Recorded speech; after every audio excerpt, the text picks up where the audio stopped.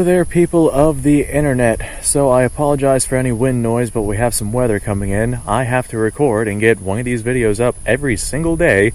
So guess what? We're going knuckle deep in basically a monsoon talking about the Lee Enfield series of rifles. This right here is another part in the series that I am doing based off of showing off every single gun that I own, talking about the history, mechanics, why they exist, and actually shooting them and setting lead down range. And I'm doing this all in an effort to try to earn my way up to 100,000 subscribers. So hey, if you want to stick around for more content just like this right here, then go ahead and subscribe to the channel. And if I have not earned you a subscription this time, then maybe I'll get it next time, because tomorrow I'll be uploading another video. Or at least I'll try my absolute best. I'm going to continue to try to make sure that I do this at a daily basis, and well, life sometimes happens, so far I'm keeping up with it, but I don't know how much I'll be able to do that. Anyway, the No4Mk1 is what we're going to be talking about this time. This right here is our No4Mk1, and I have my No1Mk3 Star SMLE variant just as a comparison.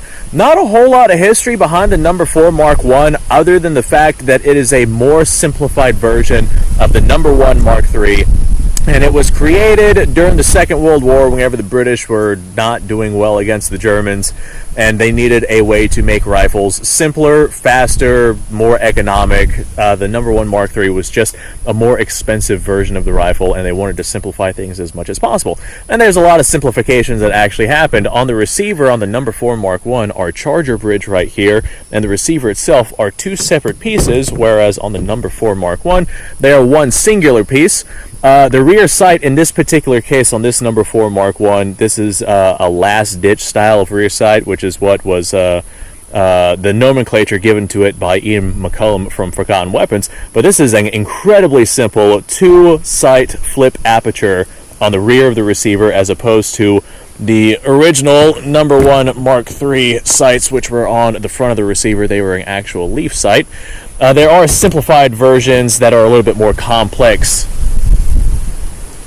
of a sight that's still the aperture sight on the rear of the receiver. The No4Mk1 never had sights up on the front of the receiver. Besides that, there were a couple of changes that were done with the magazine. This is still a 10-shot magazine, double stack magazine in 303 British. It is still a cock-on-close system, and it's still a rear-locking lug bolt-action rifle. It feeds from 5-round stripper clips. I have 3 rounds inside of this stripper clip just because of a lack of 303 British ammunition, and I still have more videos that I'd like to make with my 303 British rifles, but we will send these rounds downrange. I'm not quite sure about the weight of these projectiles, but I do know that the 303 British round sends a 150 grain bullet at about 2,800 feet per second, which is identical to what the M2 ball round sends. It's a 150 grain projectile at 2,800 feet per second. Now, that being said, 303 British would also send, if you're using heavy ball ammo, a 174 grain round at about 2,500 feet per second. So bear that in mind. Depending on what weight bullet it is that you decide to use, that's typically the velocities that you're going to get out of it. The magazine removes on these basically the same way. The latches look a little bit different, but there's a button inside of the trigger guard. Magazine pulls out, and these right here were always meant to be fed from stripper clips, although nowadays, since we're civilians and can do whatever we want, a lot of people nowadays, if they're using the SMLE or the Enfield series in general, they'll get some sort of additional magazines to load, as opposed to loading from stripper clips. But I will be loading this rifle the same way that the British military said to use. Or I'll be loading it with the same thing that the British military said to use. Now, these rifles were simplified, but they were lightened as well. There's a couple of little lightning cuts, like in our bolt handle and in our receiver and our bolt, and they're just little things, little tidbits to kind of shed off a little bit of weight. The handguards were also dramatically simplified. On our No4Mk1 pattern, we have ourselves one long one-piece handguard right here, whereas on the No1Mk3 pattern right here, we actually have a 2-piece handguard right here that kind of goes around the leaf sight here, and it's very fragile, and it's not necessarily something that you would want to put a whole lot of stock in. The nose caps were also dramatically simplified on the rifles. On the No4Mk1, especially later on, the later variants, the later wartime variants, they were basically just stamped sheet metal. The leaf sights, the sight protector hoods, of the rifles themselves as well. The No. 4 Mark 1 also had a bayonet that attached directly to the barrel. It was a very simple spike bayonet versus the old school No. 1 Mark 3, which actually had a blade type bayonet that latched onto the nose cap itself. This right here was just a much easier way to get a solid mounting platform for your bayonet, whereas on a nose cap it's connected to wood and the barrel and all sorts of stuff. There's just a lot of things that could go wrong with this nose cap feature that could give you a less stable platform. So mounting it directly to the barrel would be a much more stable platform for mounting a bayonet. Butt plates tended to be either bronze or brass, I can't quite remember which, but it used to be either bronze or brass, and they used to be aluminum as well. In this particular case, both of these are a brass or bronze butt plate. I'm going to go ahead and go with brass because that seems like it would be more adequate. A lot of your pins and whatnot that hold this rifle together, they have been simplified. There's not a whole lot else that I can say about the rifle. The internals, the mechanisms, the actual action itself is pretty much the same. Disassembly for the No. 4 Mark 1 is a little bit different than for the No. 1 Mark 3. The only thing with the No. 4 Mark 1, this little button that you depress versus this one right here, which is just... This one right here is not functional, so I can't really show it off. But just know that the disassembly for these is a little bit different in terms of pulling the bolt out. So the sights are different, the actual manufacturing of the receivers are different. This right here was definitely made to be a more economic to produce so they can make rifles cheaper and faster during the Second World War. Stock is simpler, nose cap is simpler, bayonet is simpler, protective sight wings are simpler, sights are simpler, the actual bolt style itself has been cut and is lighter weight. The magazine has had some things redone to it. There's just a lot of simplifications for this rifle, but the same general mechanics are basically identical. The parts are not interchangeable, but the same action is still there. So that being said, I do have these 3 rounds of 303 British ammunition. Let's go ahead and send these down range. I personally like the sights on the No. 4 Mark 1 better than the No. 1 Mark 3, just because I myself cannot see very well. So having an aperture sight right in front of my face whenever I am aiming my rifle downrange is a lot easier for me to see than having a leaf sight forward of the receiver, especially in this case. We have another, 6 inches or so before that leaf sight is actually visible. If this leaf sight was back here right in front of the receiver, so you get a nice long sight radius and the leaf sight is close to your face, it'd probably be easier for me to see, but that's not how they designed it, and this right here is what we're rocking. So let me go ahead, load up a couple of rounds of this, and we'll send it down range and talk about our conclusion. All right, so just because of the technology during the time period, this is going to load basically the same way as all of the other rifles. If you had multiple magazines, you could remove an old mag, grab yourself a loaded mag, pop that bad boy in there, and just utilize an external magazine system. This way you don't have to load from stripper clips. But in the case of the British military, you only had 1 mag with your rifle, and you got a bunch of stripper clips. In this case, let's shove this in here. And this right here, wow, that did not load that difficult. Not nearly as difficult as the No. 1 Mark 3. Okay, so I got 3 rounds. This right here, I'm not sure if it's 150 grain or 174 grain. This is just Cellar and Bellet stuff. Let me go ahead and see. While I'm thinking about it, I want to see if I can induce a rim lock malfunction. I had difficulty doing that with my No. 1 Mark 3 over there, but let's see if the No. 4 variant is any more difficult. So now I have a situation where we might get rim lock, because the rim of the cartridge on top is behind the rim of the cartridge underneath. So let's see if we get rim lock from this.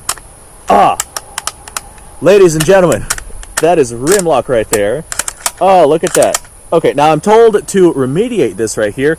I can push these rounds down, and whenever they come back up, it should get rid of that problem. They're kind of like jumbling themselves around in there. I'm pretty sure that took care of it. Yeah, look at that. So this right here has the same sort of bolt throw as the original Action did. It's a 60-degree bolt throw, and it's a less amount of movement necessary to cycle your bolt in comparison to something like the 90-degree bolt throw on the Mauser Action. This way you could fire these nice and quickly. The mad minute doctrine for these is to use the palm of your hand to, it's to cycle the bolt using your middle finger and index finger combined with the palm of your hand, while using your middle finger to pull the trigger to try and get as many rounds downrange as possible. That being said, I've only got 3 rounds here, so I'm going to go ahead and not do a mad minute because 303 British rounds are expensive, and I'd like to go ahead and talk about my enjoyment with this rifle.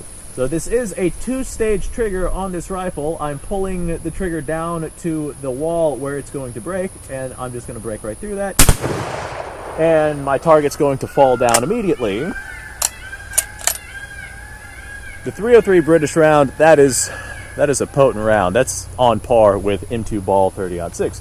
And the brass on this is, you know, reusable. It's reloadable. So I go ahead and I save my brass. It's S&B stuff.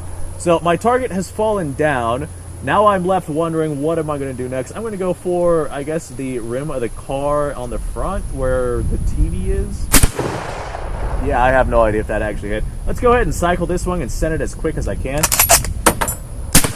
Alright, so that was another aim shot as quick as I could. This right here, I do not know if this is indicative of all of the rifles, but I can say, after using my No1Mk3 there and my No4Mk1, right, you know, one right after the other, this one right here has a much smoother bolt, and it's just a much, what's the word I'm looking for? Not nearly as gritty. Of course, granted, this is a 1943 production, and that's a 1918 production, so that one was in the First War, or the First World War, versus this one right here, which only saw you. So there's probably a little bit to do with the longevity of the rifle.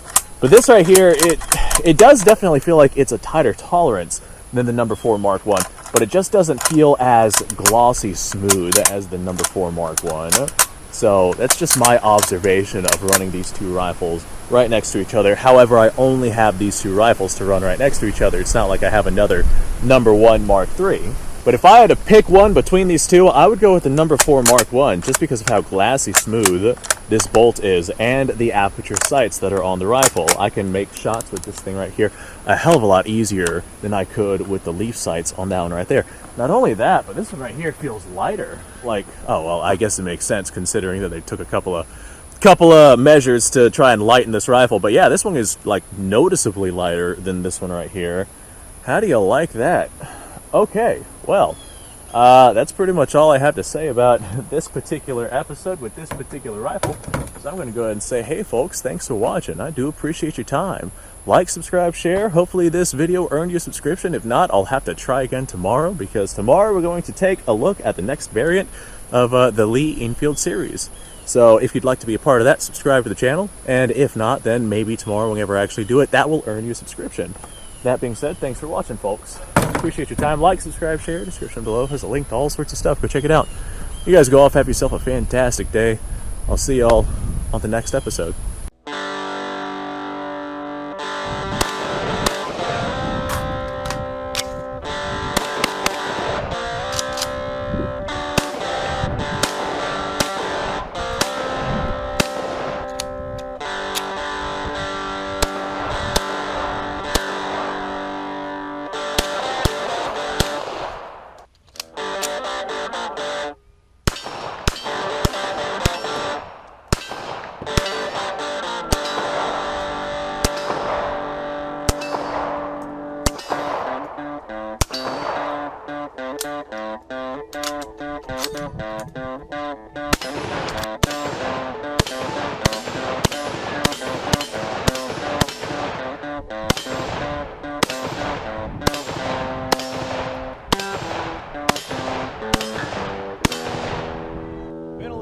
Since I've done this.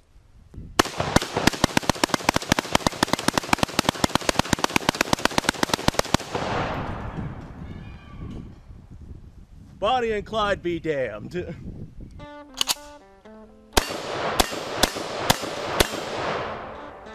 poor man's Garen.